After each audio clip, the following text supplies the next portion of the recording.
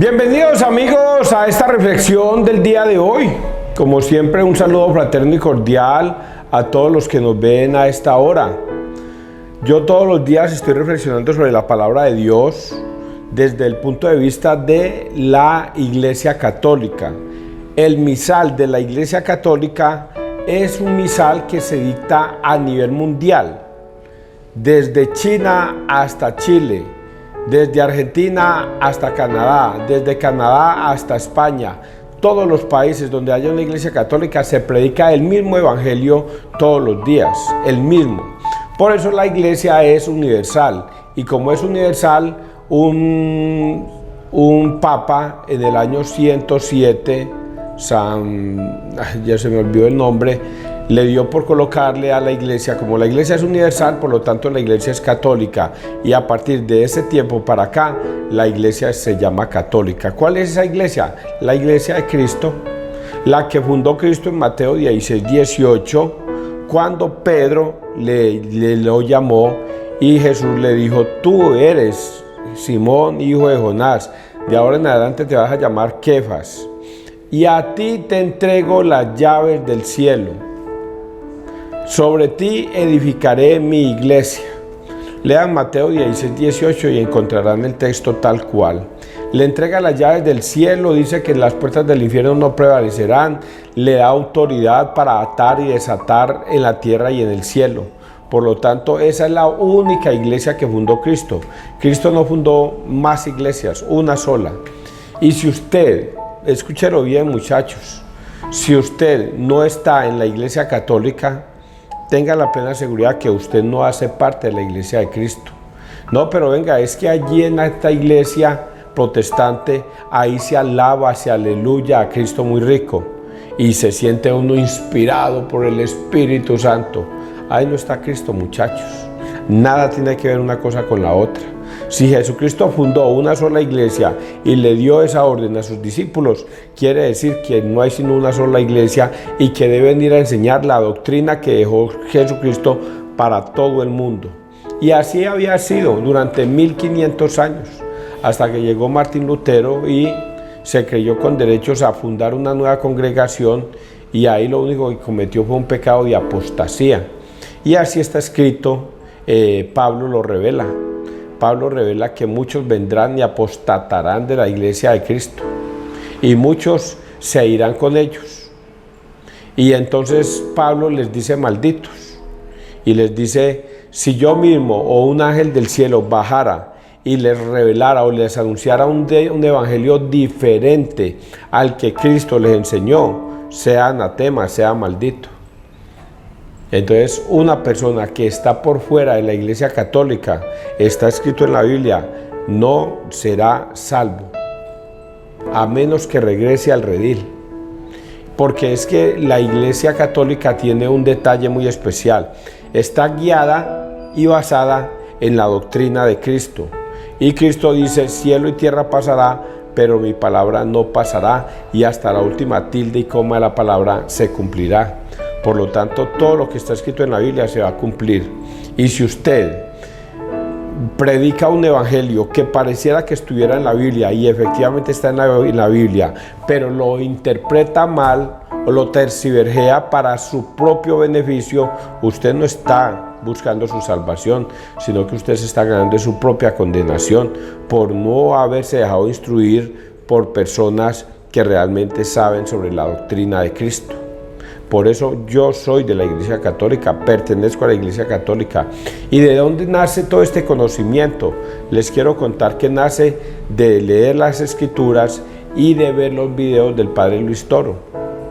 Ustedes, los invito a que se vean los videos del Padre Luis Toro, y ahí entenderán por qué Cristo fundó una sola iglesia y por qué todos debemos, si queremos ser salvos, estar en la Iglesia Católica, porque es la única iglesia que salva. Y ya les dije por qué. Porque primero le entregó las llaves del cielo a Pedro, y segundo le dio toda autoridad para atar y desatar en el cielo y en la tierra. Por esas dos cositas nada más tenemos que decir que la única iglesia que salva es la Iglesia Católica. Y si algún protestante quiere debatir conmigo o me quiere preguntar algo O César, venga, aclaremos algo sobre la Biblia. Hágale, papito, dele sin parar, que yo estoy seguro que le debe contestar con sabiduría católica y sabiduría de la Biblia. Vamos a persignarnos, muchachos, en el nombre del Padre, del Hijo y del Espíritu Santo. Amén. Vamos a leer el misal de la Iglesia Católica del día de hoy, martes, 1 de Pedro 1, 18-25. Os rescataron al precio de la sangre de Cristo, el Cordero sin defecto.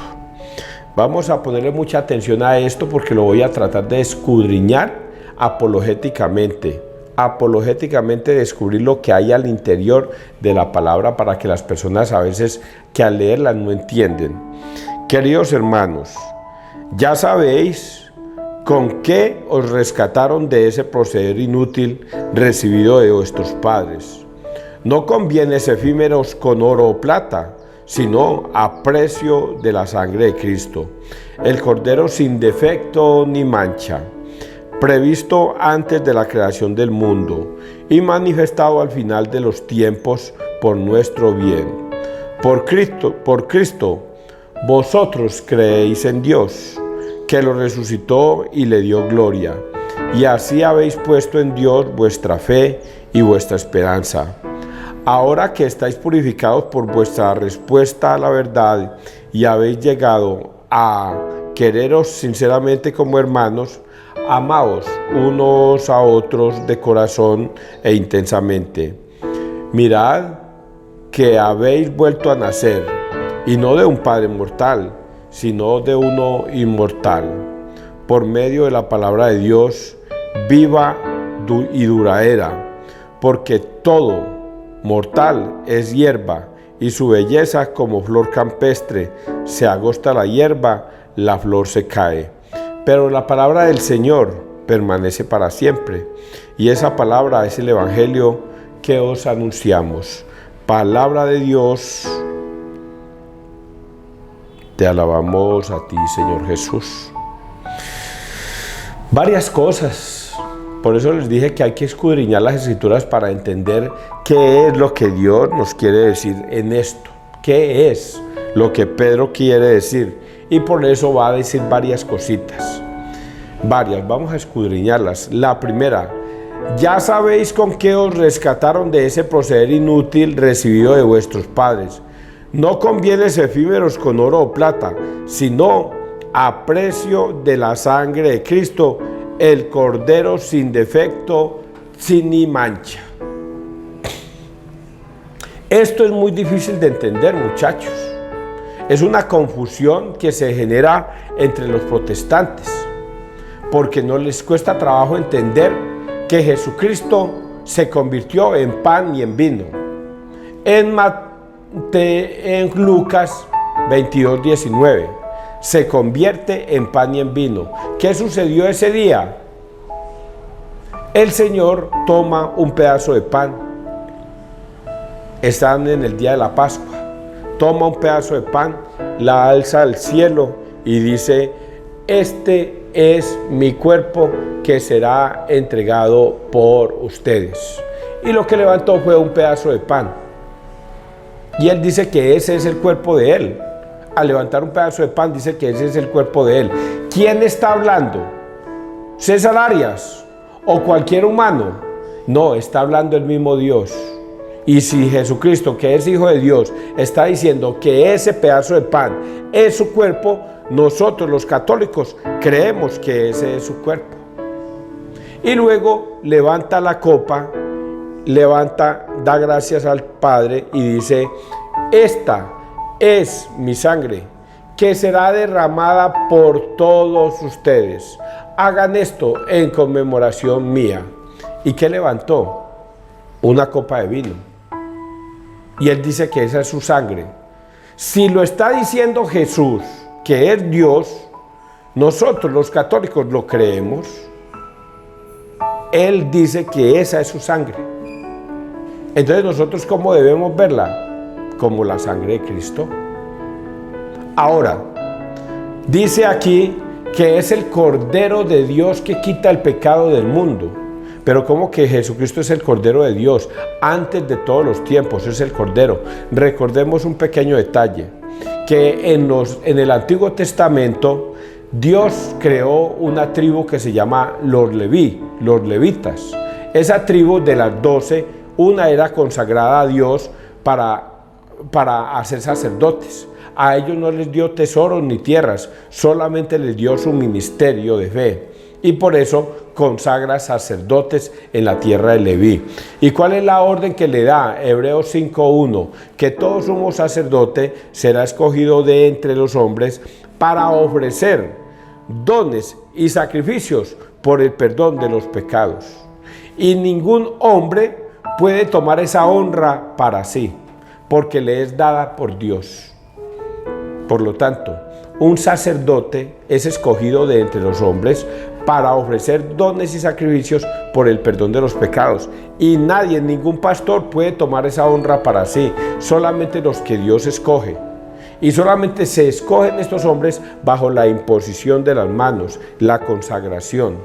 ¿Y quién hace esto? Un obispo. Y esto viene de generación en generación hasta el día de hoy. Nadie puede tomarse esta honra para sí porque comete un pecado. Está jugando a creer que Dios lo envió y Dios le va a escupir en la cara por decir algo grosero para decirle a usted quién lo envió. A usted nadie lo envió. Ningún pastor de ninguna parte del mundo que se hace llamar profeta o lo que quiera puede decir que Dios lo envió y que el Espíritu Santo lo escogió, porque eso es una mentira. Nadie lo escogió. Solamente los ungidos de Dios que están en la Iglesia Católica son escogidos por Jesucristo mismo desde hace 2000 años. Pero ¿cómo puede ser esto, César, si Jesucristo murió hace 2000 años? Porque se viene de generación en generación la imposición de las manos. Entonces, si nosotros analizáramos a cualquier sacerdote, al padre Nixon en San Pedro, metámonos con él, vamos a preguntarle quién le impuso las manos a él, y vamos a encontrar que fue un obispo. ¿Y quién le impuso las manos a ese obispo? Vamos a encontrar que fue tal obispo. ¿Y quién le impuso las manos a ese otro obispo? Y vamos a encontrar de generación en generación, en generación, en generación, hasta llegar a Cristo. Vamos a llegar hasta allá, porque nadie puede tomar esa honra para sí. Y volviendo al tema del Cordero, Juan el Bautista dice, cuando ve pasar a Jesús, le dice: he aquí el Cordero del mundo que quita el pecado del mundo. Juan el Bautista llama a Jesús, cuando lo vio, el Cordero de Dios, porque a Juan le fue revelado que ese hombre que estaba ahí iba a ser el Mesías, el Cordero de Dios. Y por eso a él le nace decir: he aquí el Cordero de Dios que quita el pecado del mundo. Luego, quien se sacrifica en la cruz es el Cordero de Dios. Los levitas sacrificaban becerros, los sacrificaban, y la sangre era arrojada a las paredes para conciliar a ese hombre que había cometido pecados con Dios. Y cada vez que un hombre cometía pecados, iba a ese pueblo, a esos sacerdotes levitas, y ofrecía un becerro, y ese becerro o ese cordero era sacrificado para el perdón de los pecados de ese hombre, y eso se acostumbraba a hacer en ese tiempo. Luego viene este nuevo tiempo, la nueva alianza, donde ya no hay necesidad de ofrecer otro sacrificio. Ya Jesucristo se ofreció para sí mismo. Él mismo se ofrece como Cordero de Dios para el perdón de los pecados, y es lo que está escrito acá. Ojo, en la primera parte dice aquí así: ya sabéis con qué os rescataron de ese proceder inútil recibido de vuestros padres. No conviene ser efímeros con oro o plata, sino a precio de sangre de Cristo, el Cordero sin defecto ni mancha. Todo lo que acabo de decir es ese pedacito, para que ustedes logren entenderlo. Previsto antes de la creación del mundo y manifestando al final de los tiempos por nuestro bien. Por Cristo vosotros creéis en Dios. Oiga, esta es otra frase que me encanta. Por Cristo vosotros creéis en Dios. Cuando una persona se me acerca y me pregunta: César, demuéstreme Demuéstreme que Dios existió o que Dios existe. Hágame una más difícil. Esa tan fácil como decía el Chavo del 8. Eso tan fácil. Dígame una más difícil. Demuéstreme que Dios existe. No hay problema, papito. Google. ¿Existió Jesucristo o no existió? E inmediatamente Google me responde en qué año existió Cristo, de dónde vino, dónde nació y dónde creció y cómo murió. Y Cristo nos anuncia que Él es el pan vivo bajado del cielo. Cristo nos dice a Felipe, ¿cómo, Felipe? Me preguntas por el Padre. Si me veis a mí, ves al Padre, porque el Padre está en mí y yo estoy en el Padre. Jesucristo es un testimonio fiel de la existencia del Padre. Ahí está la respuesta. Nosotros creemos en Dios por Cristo, porque a Cristo lo vimos, lo tocamos, lo palpamos, lo olfateamos, lo sentimos. Y va a decir, César, pero ¿cómo que usted lo sintió y lo vio? Sí, Jesucristo vivió hace 2000 años. Y hay un montón de testimonios ahí escritos que dicen que Él existió, que Él curó enfermos, que Él levantó muertos, que Él levantó paralíticos, que Él hizo una cantidad de milagros, que Él murió en la cruz. Por eso creemos en Dios. Por eso le dije a ustedes, háganme una pregunta más difícil, porque esa es fácil de contestar. ¿No ve que Google no nos va a decir, Jesucristo es una invención de un hombre que dijo y escribió una leyenda y una fábula de un Jesucristo que es una leyenda? No, es una historia verídica, es una historia real. Y ahora, 2000 años después, yo lo creo. ¿Quién me obliga a creer? El Espíritu Santo. Me dice, César, crea que Jesucristo existió. Y si Jesucristo existió, Dios existió. Vamos a seguir leyendo. Que lo resucitó y le dio gloria. Y así habéis puesto en Dios vuestra fe. ¿Vio? Pablo dice también, si Jesucristo no hubiera resucitado, vana sería nuestra fe. Vana sería nuestra fe si Jesucristo no hubiese resucitado. Pero sí, Jesucristo sí resucitó entre los muertos. Por lo tanto, nuestra fe no es vana. Es de verdad que Dios existió. Puesto en Dios vuestra fe y vuestra esperanza. Ahora que estáis purificados por vuestra respuesta a la verdad y habéis llegado a quereros sinceramente como hermanos, amaos unos a otros de corazón e intensamente. Amaos, que es el mensaje que Jesucristo nos vino a enseñar. No esa paz absurda de santos con las FARC. No es esa paz absurda que Petro quiere establecer con los grupos subversivos. No, Jesucristo nos enseña una verdadera paz, y esa paz consiste en amaos los unos a los otros, como yo os he amado.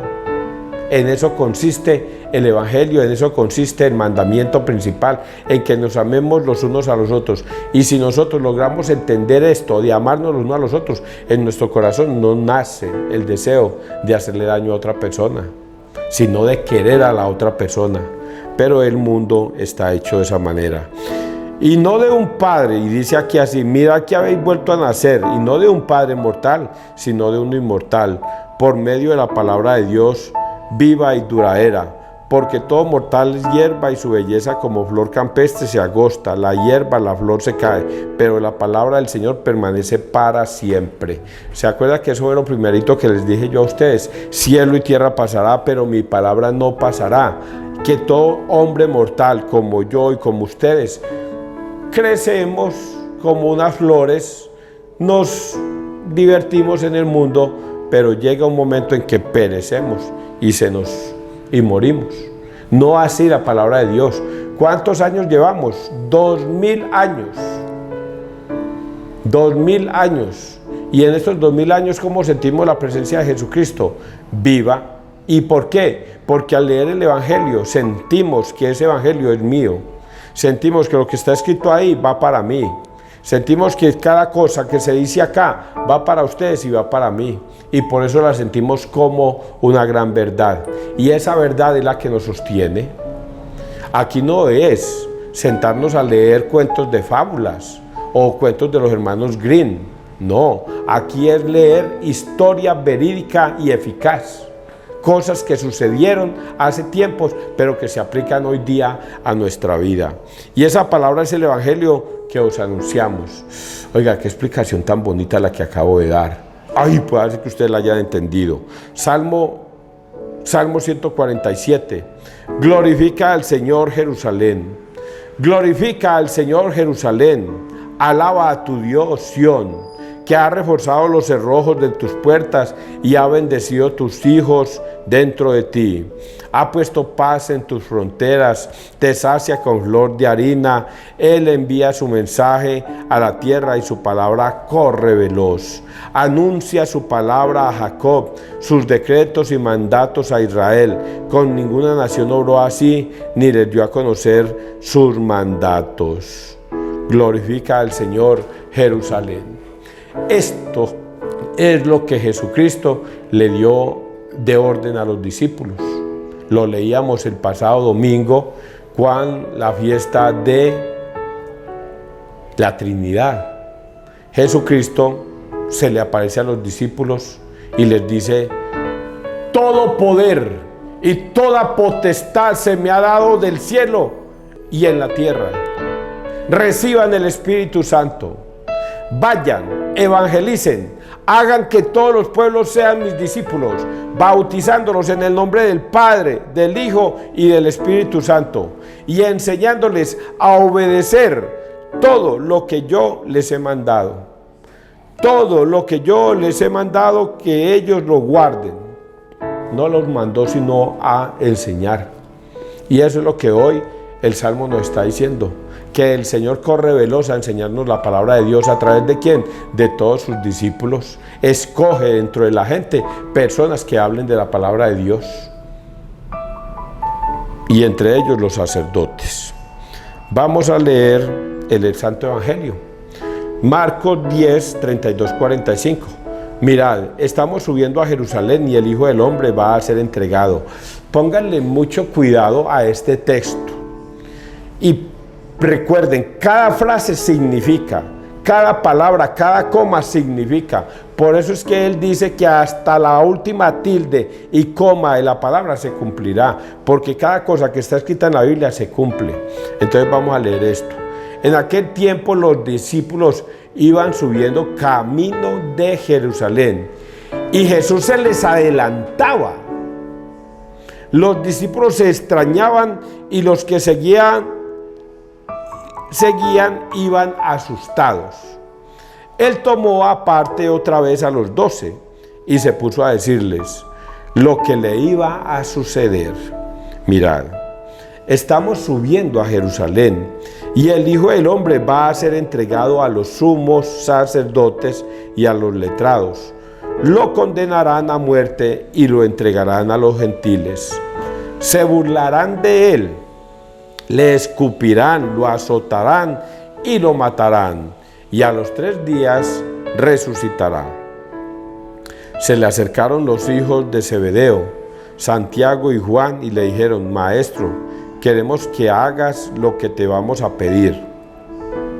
Les preguntó: ¿qué queréis que haga por vosotros? Contestaron: concédenos sentarnos en tu gloria, uno a tu derecha y otro a tu izquierda. Jesús replicó: ¿no sabéis lo que pedís? ¿Sois capaz de beber el cáliz que yo he de beber, o de bautizaros con el bautismo con que yo me voy a bautizar? Contestaron: lo somos. Jesús les dijo: el cáliz que yo voy a beber, lo beberéis, y os bautizaréis con el bautismo con que yo me voy a bautizar. Pero el sentarse a mi derecha o a mi izquierda, no me toca a mí concederlo, está ya reservado. Los otros 10, al oír aquello, se indignaron contra Santiago y Juan. Jesús, reuniéndolos, les dijo: ¿sabéis que los que son reconocidos como jefes de los pueblos los tiranizan y que los grandes los oprimen? Vosotros nada de eso. El que quiera ser grande sea vuestro servidor, y el que quiera ser primero sea esclavo de todos. Porque el Hijo del Hombre no ha venido para que le sirvan, sino para servir y dar su vida en rescate por todos. Palabra del Señor, gloria a ti, Señor Jesús. Lo mismo que siempre he venido diciendo, un evangelio de estos, yo me gastaría 1 o 2 horas reflexionando sobre cada frase, cada palabra, cada coma que está escrita ahí. Qué cosa tan impresionante lo que nos dice Jesús en este texto tan breve. Jesús va para Jerusalén con un montón de discípulos, pero dice una cosa muy especial. Él iba de primero y atesoraba el paso, a ver cómo se dice ahí, acosaba el paso. Y los discípulos decían, oigan a este ¿por qué nos está acosando? Antes sentían temor. ¿Cómo es esto posible? Oiga, Jesús sabía lo que le esperaba. Jesús sabía qué le iba a pasar. E iba desesperado adelante para que sucedieran las cosas. Increíble. Sabe que lo van a torturar, sabe que lo van a matar, sabe que lo van a crucificar, sabe que lo van a escupir, sabe que lo van a juzgar. Y él, vamos rápido muchachos, vamos rápido, vamos. Eso es lo que quiere decir esa primera parte. Se la leo para que ustedes la entiendan. En aquel tiempo los discípulos iban subiendo camino de Jerusalén y Jesús se les adelantaba. Atesoraba a Jesús ir allá, como cuando uno va a una fiesta o quiere estar rápido en la fiesta, que no nos va a perder nada. Jesús esperaba eso, por eso se adelantaba a los discípulos, se adelantaba porque él quería que todo eso sucediera. Y dice aquí, y Jesús se les adelantaba. Los discípulos se extrañaban y los que seguían iban asustados. Claro, ¿cómo vamos a ir a Jerusalén donde nos atracan, donde nos pueden torturar, donde nos pueden matar? Iban asustados sus discípulos, pero Jesús, que era consciente de lo que iba a pasar, él iba adelante, diciéndoles a ellos, vamos muchachos, vamos, rápido. Y dice aquí algo muy especial. Él tomó aparte otra vez a los 12. Si ven que yo les he venido diciendo que él siempre va a tomar a los 12 para darles una predicación que es la que venir a enseñar al mundo entero. Les va a enseñar una doctrina y esa doctrina es la que él les dice, vaya y dígales que obedezcan todo lo que yo les mando. Por eso llama a los 12. Esta enseñanza es solamente para los 12 y por eso a los 12 les dice otra vez. Recuerden que cuando Pedro recibió las llaves del cielo y el poder y la autoridad, más adelantico Jesús le dice a todos sus discípulos, el Hijo del Hombre va a ser juzgado, condenado ante los sumos sacerdotes, los escribas y los letrados, y lo condenarán a muerte y resucitará al tercer día. Y Pedro le dice, no te suceda tales cosas, Señor. Y Jesús le responde, aléjate de mí, Satanás, porque piensas como los hombres y no como Dios. Mateo 16, 23. Vas a encontrar ese pedacito. Y Jesús nuevamente aquí les repite lo mismo. Ellos ya sabían que iba a pasar y por eso Él les dice, vamos, porque esto va a pasar, muchachos. El Hijo de Dios resucitará al tercer día. Y cuando Él dice resucitará al tercer día, aparecen unos discípulos. ¿Qué discípulos aparecen? Los hijos de Zebedeo. En otro evangelio dice que la madre de los hijos de Zebedeo es la que se le acerca a Jesús a pedirle un favor sobre sus hijos. Pero aquí en este dice que son directamente los hijos de Zebedeo los que se acercan. No aparece ninguna mamá. Otro evangelista dice que es la madre la que le pidió ese favor. Y dice aquí sí. Mira, estamos subiendo a Jerusalén y el Hijo del Hombre va a ser entregado a los sumos sacerdotes, a los letrados, lo condenarán a muerte y lo entregarán a los gentiles. Se burlarán de él, lo escupirán, lo azotarán, matarán y a los 3 días resucitará. Se le acercaron los hijos de Zebedeo, Santiago y Juan, y le dijeron, maestro, le vamos a pedir un favor. Como usted va a reinar, como usted va a reinar, entonces usted va a ser el rey de reyes. Entonces te queremos pedir un favor. Venga, dígame, ¿qué quiere? Colócanos a tu diestra, a tu izquierda y a tu derecha en tu reino. Y Jesús les dice, oigan a estos muchachos, ustedes como que no saben lo que están pidiendo. Se nota a leguas que ustedes son como los protestantes, no saben ni lo que dicen. Ustedes son capaces de beber el cáliz que yo voy a beber. Sí. Y hasta emborracharnos. Ellos pensaban que era el cáliz de licor, tomar vinito y toda la cosa. Hasta emborracharnos somos capaces. ¿En serio? Sí. Y son capaces de recibir el bautismo que yo voy a recibir. Claro, Señor. Nosotros somos capaces de todo eso. Y dice, María, tanta ignorancia con estos muchachos. Pues les voy a advertir algo. Por su propia boca se condenan. Por su propia boca les va a pasar lo que ustedes están diciendo. El cáliz que yo voy a beber, o sea que el cáliz es que me van a golpear, me van a azotar, me van a injuriar y me van a matar. Eso lo van a vivir ustedes. A ese cáliz es que estaba refiriendo Jesús. El cáliz que yo he de recibir, lo van a recibir ustedes también. Y vamos a preguntar en Google cómo murió los hijos de Zebedeo. Vamos a preguntarle a Google y van a descubrir, pregúntenle ustedes para yo no demorarme tanto. Y van a descubrir que esos dos hijos recibieron ese cáliz que ellos mismos pidieron. Fueron azotados, justiciados, como mártires murieron. Y por eso les hace esa enseñanza. Pero aquí viene una enseñanza mucho más grande que esa. Y es, muchachos, los hijos de Dios no deben ser así. Lo que yo vaya a hacer en la tierra, lo voy a hacer, pero el único que puede conceder lo que hay en el cielo es mi Padre. Él es el que le va a conceder el puesto a la derecha y a la izquierda, no puedo ser yo, es mi Padre que está en los cielos. Y luego vienen otros 10 discípulos, oigan a estos tan ambiciosos, hombre, como que pidiendo la gobernación, pidiendo secretario de gobierno y pidiendo los mejores puestos. No sean así, hombre, que nosotros llegamos primero. Y Jesús, viéndolos a todos ellos tan lindos, les dice, venga muchachos, ustedes no van a ser como el mundo entero. Miren los alcaldes los tiranizan, los humillan, los maltratan. Ustedes no van a ser así. El primero que se haga de último, porque los últimos serán primeros y los primeros serán últimos.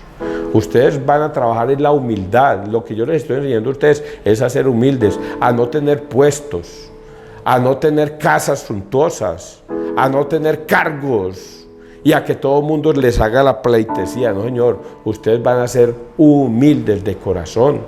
Es lo que está escrito en este evangelio.